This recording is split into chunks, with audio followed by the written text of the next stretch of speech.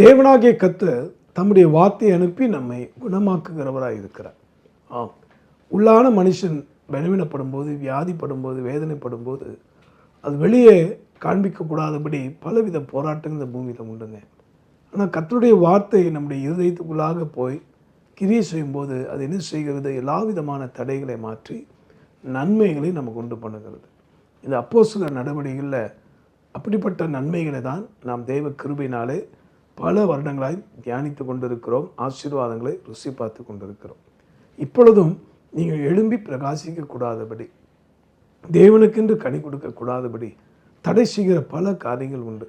அவை எல்லாவற்றையும் கர்த்தருடைய ஆவியானவர் கடிந்து கொள்வாராக. இந்த நாளிலும் அவருடைய ஆசீர்வாதத்துக்கு தடையாக இருக்கக்கூடிய அனைத்து காரியங்களும் தேவ ஆவியானவர் கடிந்து கொள்வாராக. இப்பொழுதும் அவருடைய வார்த்தையை நம்ம ஜபத்தோடு கூட கேட்க இருக்கிறோம். அவருடைய வார்த்தை ஒருபோதும் கீழே விழாது.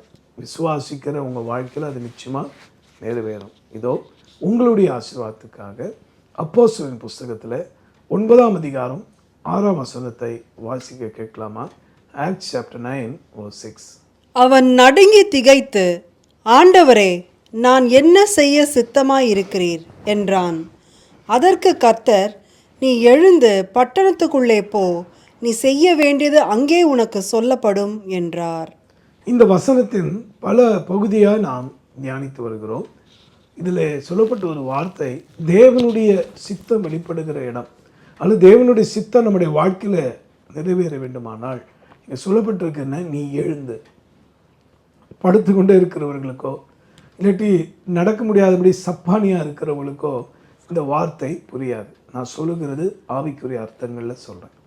எவ்வளோ முறை தேவாலயத்துக்கு சென்றோம், அல்லது எவ்வளோ வாய்ப்புகள் சந்தர்ப்பங்களை ஆண்டவர் மனதுரிய நமக்கு கொடுத்தோம், கீழ்ப்படியாமை என்கிற காரியத்தினாலே இன்றைக்கி அநேகர் உட்கார்ந்து கொண்டே இருக்கிறார்கள். அவங்க வாழ்க்கையில் பார்த்திங்கன்னா ஒரு இன்ச்சு கூட, அதாவது ஒரு அடி கூட முன்னேற்றம் இருக்காது. அப்படியே அதே நிலைமையில் இருப்பார்கள்.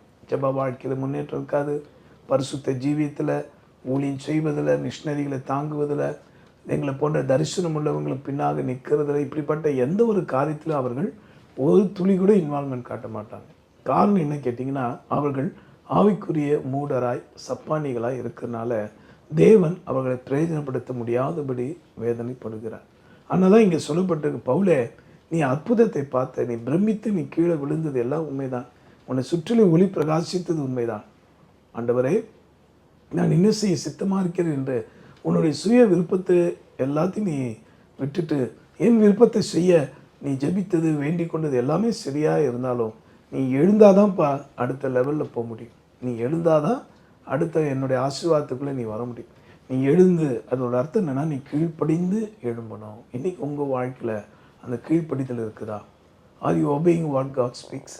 தேவன் என்ன சொல்லுகிறாரோ அதுக்கு நான் கீழ்ப்படிவேன் என்கிற ஒரு உணர்வு, பக்தி நமக்குள் இருக்குதா? சர்வாங்க தகன பலிகளை பார்க்கலாம் கீழ்ப்படிதலே உத்தமம் என்று தம்முடைய தீர்க்கதரிசியாக சாமுவேலை கொண்டு கர்த்தர் வேதத்தில் உரைத்திருக்கிறாரே. இதை கேட்டது இல்லையா? இன்றைக்கி உங்கள் வாழ்க்கையில் அந்த கீழ்ப்படிதல் இருக்குதா? ஆண்டவராக இயேசு கிறிஸ்து தம்முடைய சுவிசேஷத்தை எனக்கு நேராக அனுப்பின போது உடனே அந்த சுவிசேஷத்தை கீழ்ப்படிந்தேன். இரட்சகராக இயேசுவை என் குலதெய்வமாக ஏற்றுக்கொண்டேன், ஆத்மநேசராக ஏற்றுக்கொண்டேன். பின் வசனங்களை தினமும் ஜபிக்கவும் வசனத்தை தியானிக்க ஆரம்பித்த போது ஆண்டவரோடு கூட உடன்படிக்கை செய்ய வேண்டும். ஞானஸ்தானம் என்பது ஒரு சடங்கு அல்ல, அது தேவன் நமக்கு வைத்திருக்க ஒரு ஆவிக்குரிய ஒழுங்கு என்பதை தெரிந்து அது கீழ்ப்படிந்தேன். பின்பு தூயாவின் வல்லமை பரிசுத்தாவை பெற்றால்தான் இந்த உலகத்தை நாம் ஜெயிக்க முடியும் என்கிற உண்மையை கற்றுக்கொண்டு, கன்னி மரியாள் வயிற்றிலே பரிசுத்தாவியால் உருவாகி பிறந்த இயேசுவே அவர் ஜலத்தினாலே ஞானஸ்தானம் பெற்று கரையேறின பின்பு தான் பரிசுத்தாவின் அவர் மேல் இறங்கி வந்தார். அப்போது அவருக்கே பரிசுத்தாவின துணை தேவைன்னா நீங்களும் உங்களுக்கும் எனக்கு எவ்வளோ அவசியம் என்பதை புரிந்து கொண்டு அவருக்காக காத்திருந்த அவரும் தம்முடைய அளவில்லாத ஆவின் அருளாலே நன்மையினாலே அலங்கரித்தார். கிருபையால் நிரப்பி கொண்டிருக்கிறார். நிரம்பி வழியத்தக்கதாகவும் ஆசீர்வதித்து கொண்டிருக்கிறார். புகழும் துதியும் கர்த்தர் கொண்டாகட்டும். ஏன்னா கீழ்ப்படிதவர்களுக்கு தான் இந்த நன்மை கிடைக்கும். இதே அப்போஸ்தலர் வசனத்தில் கூட சொல்லப்பட்டிருக்கு, தமக்கு கீழ்ப்படுகிறவர்களுக்கு தந்தருளின பரிசுத்த ஆவின்னு வேதம் சொல்லும். கீழ்ப்படியாமல் எங்கே இருக்குதோ அங்கே ஆவியானுடைய கிரியை இருக்காது. அது எவ்வளோ பெரிய கூட்டம் வந்தாலும் சரி, இல்லை எவ்வளோ பெரிய கோடீஸ்வரர்களாக இருந்தாலும் சரி, அன்பானவர்களே, நம்முடைய இதயத்தில் ஆழத்தில் எங்கேயோ ஒரு இடத்துல கீழ்ப்படியாமல் இருக்குது. அது கர்த்தர் உணர்த்துகிறார். நீ எழும்ப முடியாதபடி காணப்படுகிற அந்த கீழ்ப்படியாமையை கர்த்தர் கடிந்து கொள்வாராக. ஆக இப்பொழுது நீங்களும் நானும் எழும்பும்படி அல்லது எழும்பக்கூடாதபடி தடை செய்கிறதுன்னு கீழ்ப்படியாமை, டிஸ்ஒபீடியன்ஸ். நாம் ரட்சிப்புக்கு கீழ்ப்படிய வேண்டும், நாம் ஞானஸ்தானத்துக்கு கீழ்ப்படிய வேண்டும், நாம் தூய ஆவியின் அருளை பெற கீழ்ப்படிய வேண்டும், நாம் அந்த வருகைக்கு ஆயத்தமாக பிறரை ஆயத்தப்படுத்த கீழ்ப்படிய வேண்டும். ஆக இன்றைக்கு ஆண்டவர் நம்ம கொடுக்குற ஒரு ஆலோசனை தான். லூக்கா 5ஆம் அதிகாரத்தில் 10ஆம் வசனத்தில் கூட பேதுருக்கு அவர் ஒரு கட்டளை இட்டார். என்ன? உங்களை நான் மீன்களை பிடிக்கிறவளாய் அல்ல, மனுஷர்களை பிடிக்கிறவளாய் வாக்குவேன் சொன்னார்.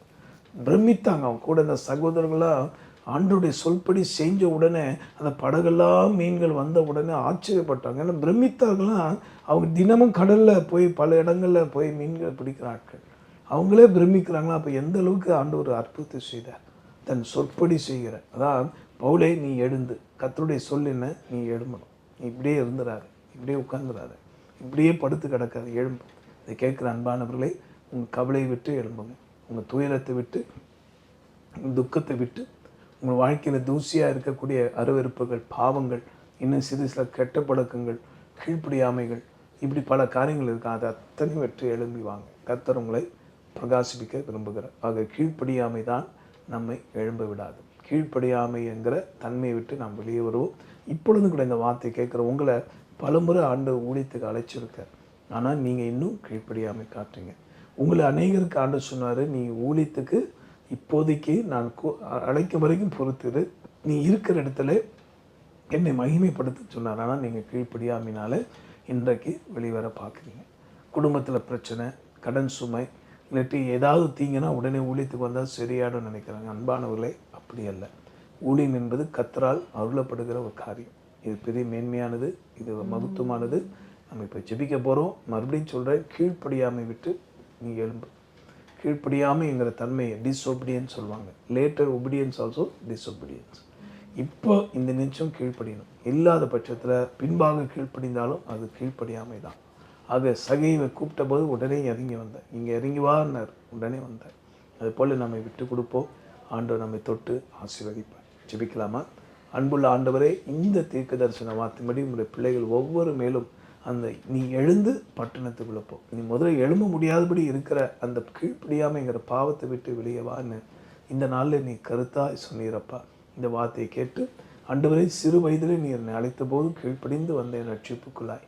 நீ சொன்னபடியே உம்மோடு ஞானஸ்தானம் பெற்று உம்மோடு உடன்படிக்கை செய்து தூயாவின் அருளை பெற்று உம்முடைய அழைப்புக்காய் காத்திருந்த போது 97ஆம் ஆண்டில் நீர் அழைத்தீர். இதுவரைக்கும் பத்திரமாய் நடத்தி வருகிறீரப்பா. இனிமேலும் நடத்த வல்லவர். உங்களுடைய அன்பு பிள்ளைகளுக்காக ஜெபிக்கிறேன். கர்த்தருடைய சொல்படி தானே நான் வந்தேன். ஏன் என் ஊழியத்தில் இந்த போராட்டம், ஏன் என் குடும்பத்தில் இந்த பிரச்சனை என்று கேட்டுக்கொண்டிருக்க ஒவ்வொரு தேற்றும் ஆண்டவரே, இயேசு கிறிஸ்து மரணம் பரிந்தும் தன்னை தாழ்த்தினாரே, கீழ்ப்படிந்தவராகி தன்னை முற்றிலும் ஒப்பு கொடுத்தாரே, அந்த கீழ்ப்படிதலை எங்களுக்கு கற்றுக் கொடுங்க ஆவியானவரே. இப்பொழுதும் கூட நீர் பலமுறை அழைத்தோம். ஊழியத்துக்கு வர மனதில்லாதபடி குழப்பி கொண்டிருக்கிற அல்லது குழம்பி இருக்கிற மனுஷர்களை கர்த்தர் தெளிவுபடுத்துவீராக. நீர் சொல்லாமல் தாங்களே ஓடி வந்து இன்றைக்கு வெட்கப்பட்டு அவமானப்பட்டு அல்லது வேதனைப்படுற அந்த பிள்ளைகளை சீர்படுத்தி பத்திரப்படுத்தி அவர்களை இன்னும் கர்த்தாவை நல்வழி நடத்துவீராக.